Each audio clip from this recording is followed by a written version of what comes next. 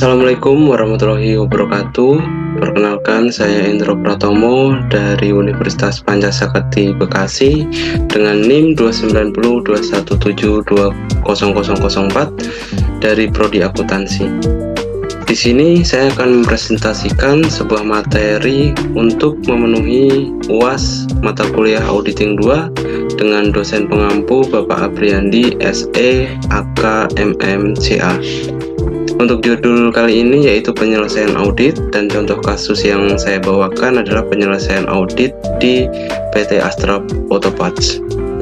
Oke, kita mulai untuk materi kali ini.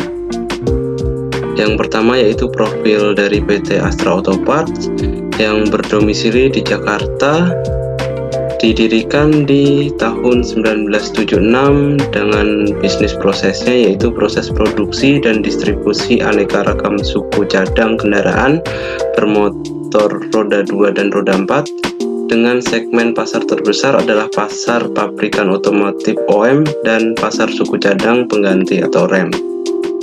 Nah, di sini kita ketahui bahwa PT Astra Auto Parts itu sudah terkenal dan masuk bursa efek.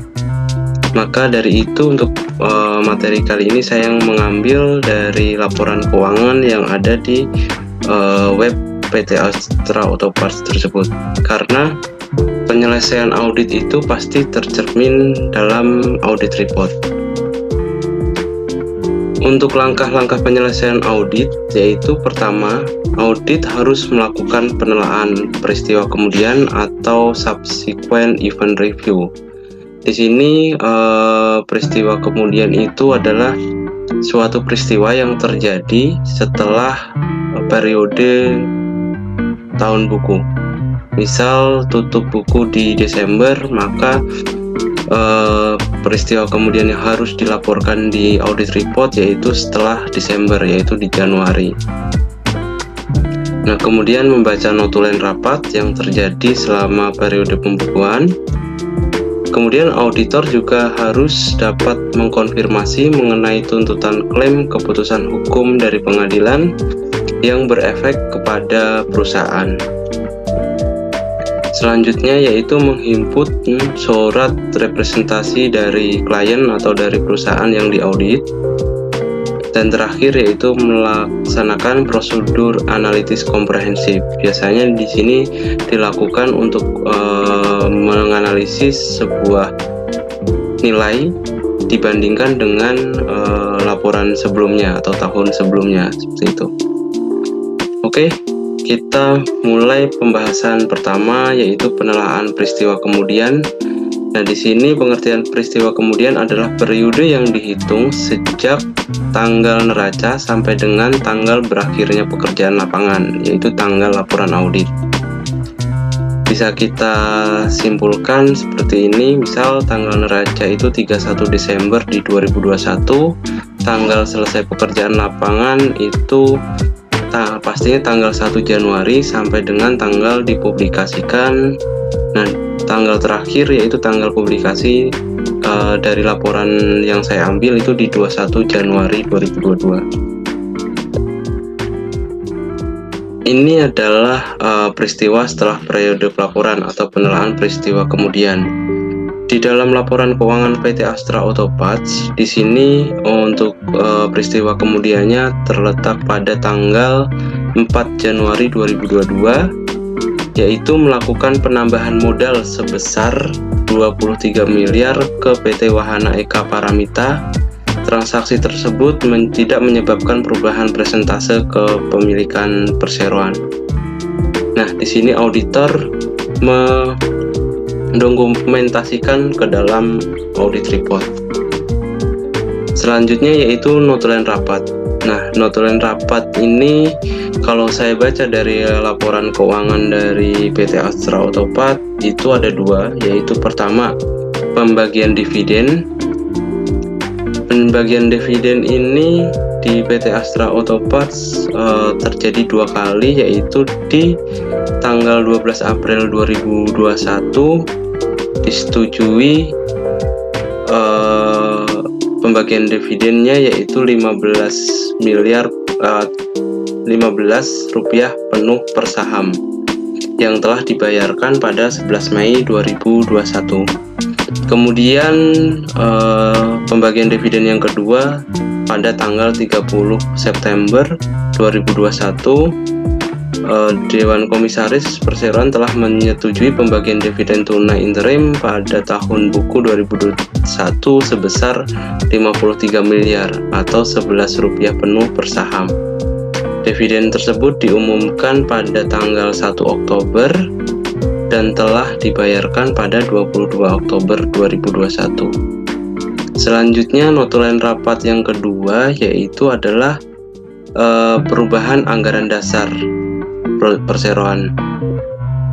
Terjadi pada 11 Mei 2021, dimuat dalam Akta Notaris nomor 14.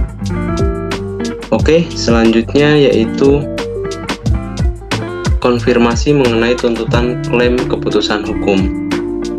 Nah, di sini di laporan audit PT Astra Auto Parts untuk tuntutan klaim atau keputusan hukum itu terletak pada perpajakan.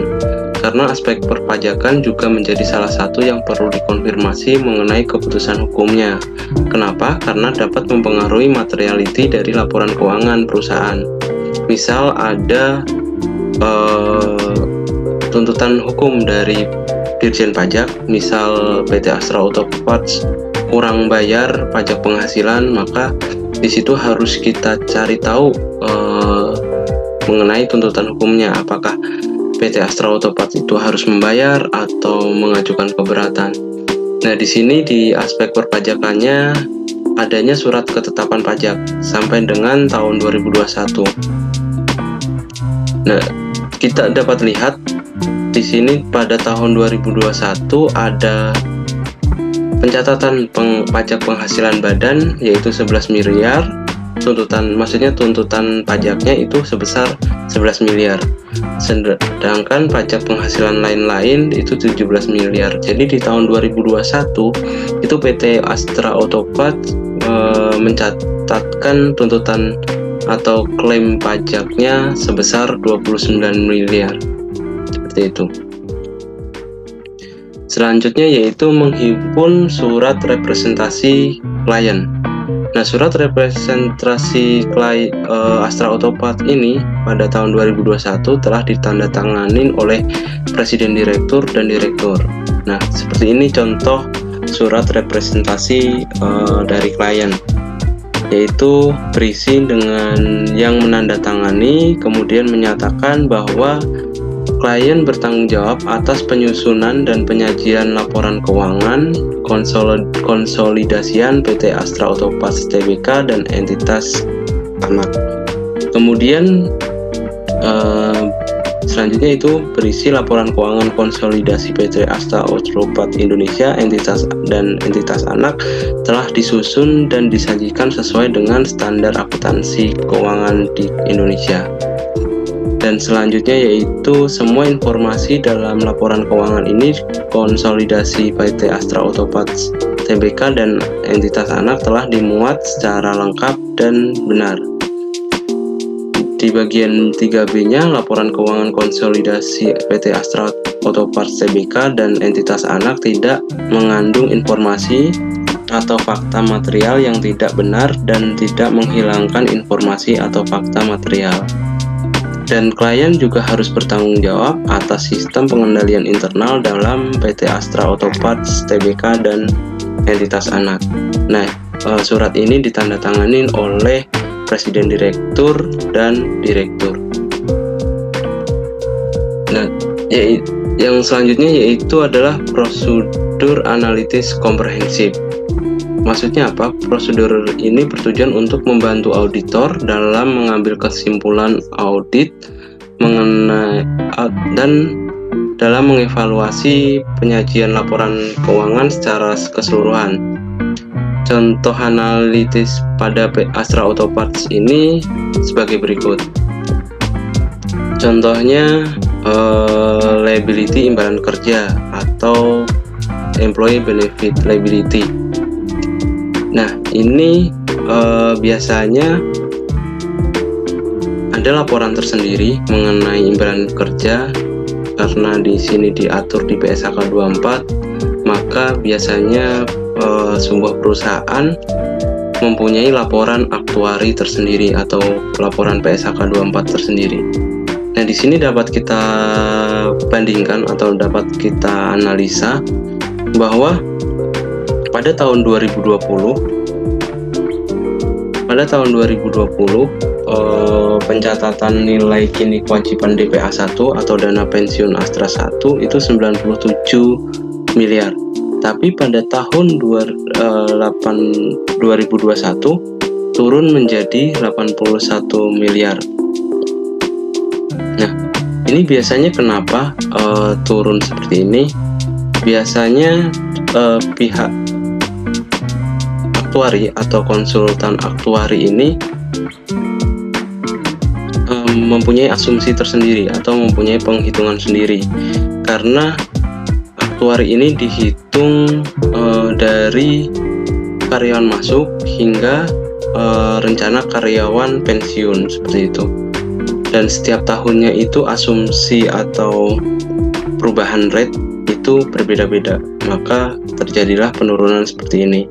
Apalagi pada tahun 2021 itu ada undang-undang yang terbit, yaitu Undang-Undang Cipta Kerja yang merubah nilai kewajiban sebuah perusahaan kepada karyawannya. Nah, di sini selain nilai kini kewajiban DPA, itu yang paling bawah juga ada analisis jatuh tempo yang diharapkan dari manfaat pensiun tidak didiskontokan adalah sebagai berikut, yaitu pada 2020 yang kurang dari 1 tahun 44 juta, namun di 2021 naik menjadi 54 juta. Kemudian antara 1 tahun dan 2 tahun setelahnya yaitu 27 miliar, di 2021 19 miliar. Antara tahun 2 dan tahun kelima yaitu di tahun 2020 196 miliar, di tahun 2021 menjadi 134 miliar. Dan lebih dari 5 tahun yaitu 5 triliun, pada tahun 2021 turun menjadi 4 triliun. Nah, maksudnya apa di sini? Yaitu adalah misal kurang dari 1 tahun ini adalah kewajiban yang akan dibayar kepada karyawan yang pensiun di tahun 2021 ini, yaitu 54 miliar, seperti itu. Oke, terima kasih dari saya, sekian. Mungkin jika ada salah kata dari saya, mohon dimaafkan. Semoga bermanfaat bagi penonton semua. Akhirul salam dari saya. Wassalamualaikum warahmatullahi wabarakatuh.